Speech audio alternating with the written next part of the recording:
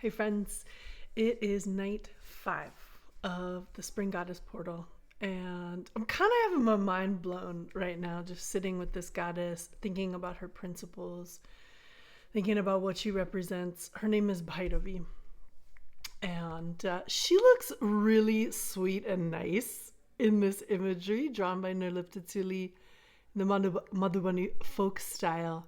I mean, she has this cute, pleasant face. We see her with 4 arms. She is sitting, resting upon Shiva. She's a teacher of great wisdom, and so she's holding a book. She's holding the mala, the prayer beads. She's wearing the garland of skulls. So her essence is this very active, potent, feminine power, Shakti energy, and how we move this ancestral endowment through the body, through the channels, through the nadis, chakras, and bindus.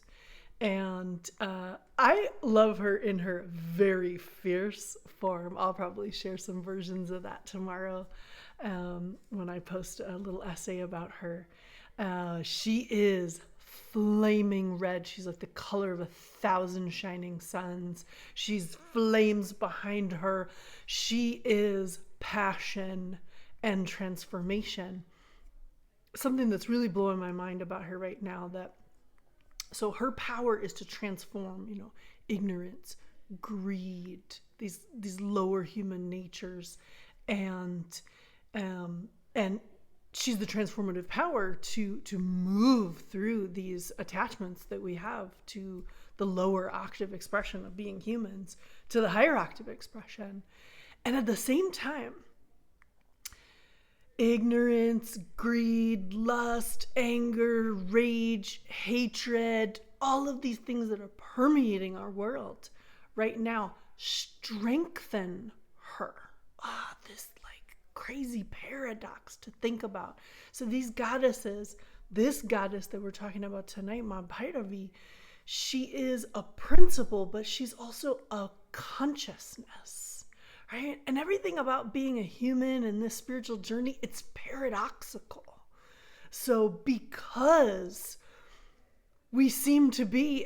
humanity seems to be at such a low level expression, it brings Ma into the field of our consciousness. We are teetering on our greatest potential ever because we're at our lowest expression ever. It's really something that my brain can't hold because it's a paradox. And paradoxes are the truth of existence itself. And at the same time, this human brain can't hold the paradox. We can't figure it out by holding it in the thinking mind. You have to bring it into the body. And here's Ma Bhairavi as the endowment of the Kundalini Shakti. This little piece of the universal power that resides in the body that can be awakened through lots of things, including the Guru's empowerment. But I like to think that as we move into newer paradigms, that there will be newer ways that Kundalini Shakti awakens. Oh, I just started on that track, and in my mind I'm like, I have a lot to say about that, but you should just come in this course in May. That's where we're going to be talking about all this stuff. So let me share with you her yantra. This is a very unique yantra. The imagery is very simple yet complex, and what we are presented with here is a deep numerological cosmology. So I'm going to try to hold this as still as I can, and I'm going to read a little bit for you here from Harish Johari's Tools for Tantra book. The Bhupur, so this outermost earthing of the yantra, is a dark green shade, darker than that of Tara and Tripura Sundaris. And the effect of the meditation on green really is the removal of ignorance and the pacifying of the mind. The 8-petaled lotus is scarlet red. It's a color of violence, of aggression. It produces the green of love and harmony when meditated upon. The 8 petals, just as we saw in the other yantras, symbolize the really the sense perceptive organs of the 5 elements and mind, intellect, and ego. Those are the antar karana, the inner tools, mind, intellect, and ego. Now here we go. The 9 downward pointing triangles of golden color are the basic 9 energies, 9 nadis in the body. The number 9 is a number of completion, going from 1 to 9. Number 1 is symbolic of being, spiritual unity, and light. 2 is symbolic of reflection, conflict, dualism, binaries, and change.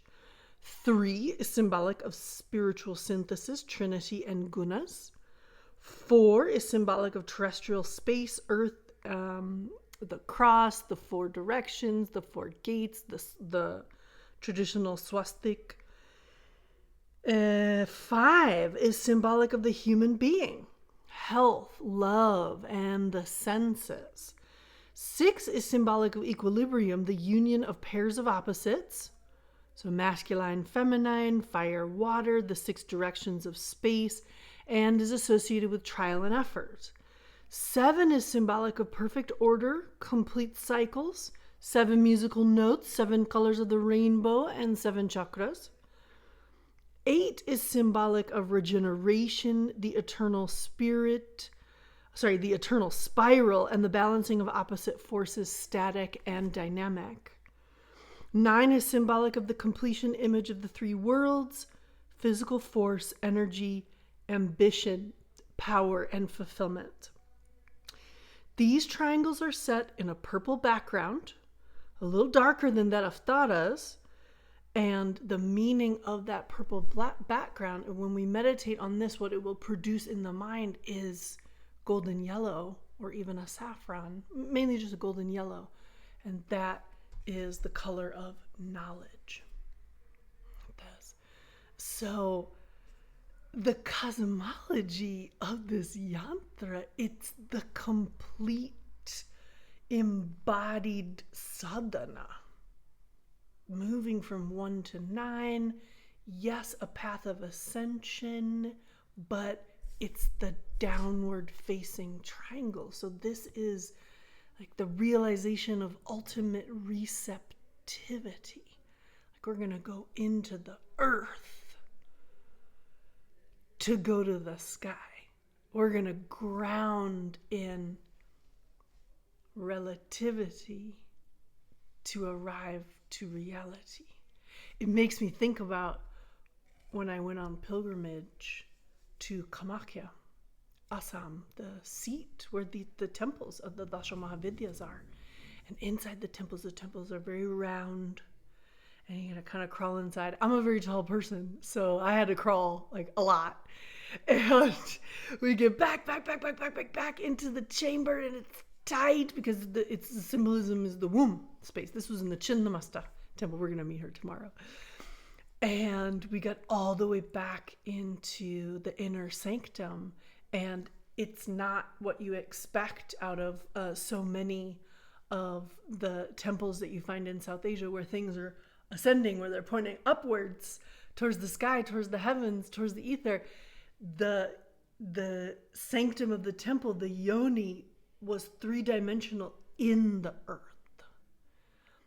So these feminine essences, these goddesses, are about being here. Goddess Bhairavi is about realizing the transformative potential that lives within us, awakening that and moving that through a process of ninefold, a cosmology of 9s.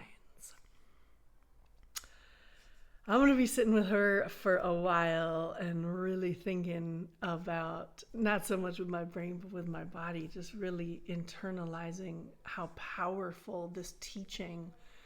She is the temptress. There is something about her energy that is magnetizing and galvanizing to the practitioner, but she shows up after the storm, after the event that shook you and rocked you to put you on the spiritual path. She is a compassionate mother. She is a wrathful mother. Her teaching is through passion, desire, and temptation, but in the direction of your highest capacity and the most healed version of you. So I invite you to sit with her mantras, her yantras, her imagery, her themes and teachings, and see what comes through for you. I'm going to be dreaming with her tonight, and I'll be putting my thoughts into an essay tomorrow that I'll be posting in her daytime time. Other than that, nighttime is the time of the goddesses. I hope you're enjoying yourselves, really taking advantage of this powerful time, and I'm going to catch you tomorrow.